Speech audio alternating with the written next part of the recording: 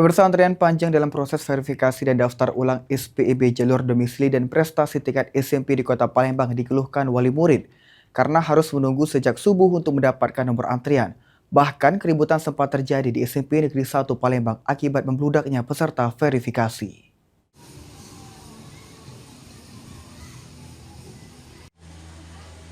Salah satu wali murid mengaku telah datang sejak subuh untuk mendaftarkan nomor antrian verifikasi SPMB. Namun setelah menunggu hingga sore hari, dirinya baru mendapatkan nomor antrian dan harus kembali pada hari berikutnya.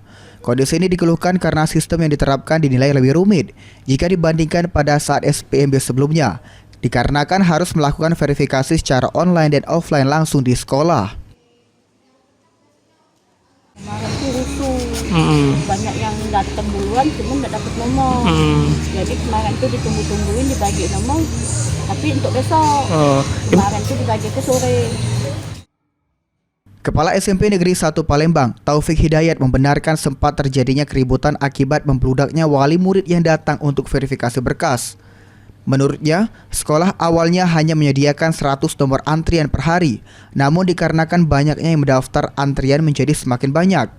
Untuk mencegah kejadian serupa terulang, pihak sekolah kini menambah kuota menjadi 400 nomor antrian yang akan dibagikan hingga hari Jumat mendatang. Kita bagikan nomor untuk mereka verifikasi itu sudah 400 sampai hari ini. Artinya memang kita sudah membagikan kepada pendaftar Pak seluruh nomornya? Ya, sudah kita bagikan nomor-nomor antrian itu sampai hari Jumat itu sudah full.